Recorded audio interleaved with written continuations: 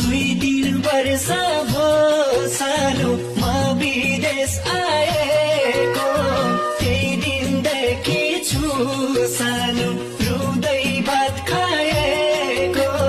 Saudi Malaysia धन कमाउन